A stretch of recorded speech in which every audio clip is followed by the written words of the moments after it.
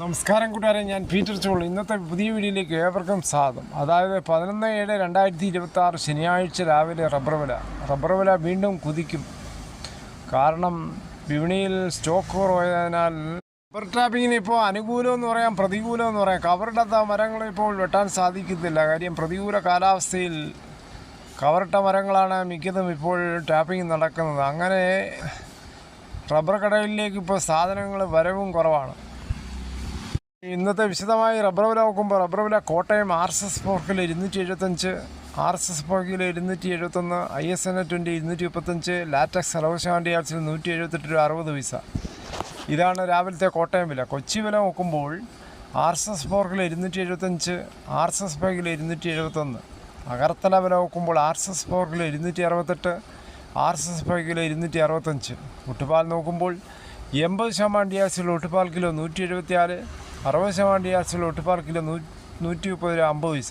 ഇനി കേരളത്തിലെ മറ്റിനം ഗ്രേഡിയൻ ഷീറ്റ് നോക്കുമ്പോൾ ലൂസ് കിലോ 268, ലോട്ട് കിലോ 235 മുതൽ 240 രൂപ.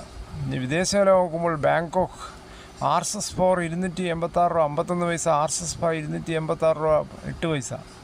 ഇനി കേരളത്തിലെ ഫീൽഡ് ലാറ്റക്സ് 250 രൂപ, ഫാക്ടറി വില 260 രൂപ. വിശദമായി നോക്കുമ്പോൾ 25% ഡിയാർസിൽ 200 ലിറ്റർ ബാരലിന് 12,500, 30% 15,000, 35% ഡിയാർസിൽ നിന്ന് 17,500.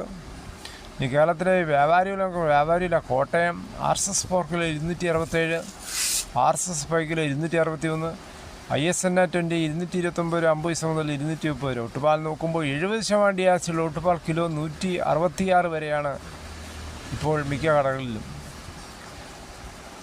ഇനി കർണാടക വില നോക്കുമ്പോൾ RSS 3 271 രൂപ 50 പൈസ, RSS 4 271, RSS 5 266, ലോട്ട് കിലോ 235. ഒട്ടുപാൽ നോക്കുമ്പോൾ 165 വരെയാണ് കർണാടക വില. കേരളത്തിലെ മറ്റു വില നോക്കുമ്പോൾ സ്വർണ്ണം 22 ക്യാരറ്റ് 13,275, ഒരു ഭവൻ്റെ 1,06,200 അത് ഇന്നലെ വൈകിട്ട് 1 ഗ്രാമിൻ്റെ മുകളിൽ 35 രൂപ, ഒരു ഭവൻ്റെ മുകളിൽ 280 രൂപയാണ് കൂടിയത്. തേങ്ങ വില നോക്കുമ്പോൾ തേങ്ങ ചകരിയില്ലാത്ത മുട്ടത്തേങ്ങ കിലോ 70, പച്ചത്തേങ്ങ 40 മുതൽ, വെളിച്ചെണ്ണ ലിറ്റർ 330, കൊപ്ര എടുത്തുപിടി 334, അടയ്ക്കാപ്പുതിയത് 300, കാഞ്ഞിരക്കുരു 1880, കുരുമുളക് അൺകാർബിളിൽ 696, പുതിയത് 686, കാർബിളിൽ 716, ചുക്ക് വെസ്റ്റ് 315, മഞ്ഞൾ സേലം 155, വാഴക്കുളം പൈനാപ്പിൾ പഴം 42, കാപ്പിക്കുരു കിൻഡൽ 37,500, വയനാടൻ 695, ചേട്ടൻ 685, നെല്ല് കിൻഡൽ 2,500.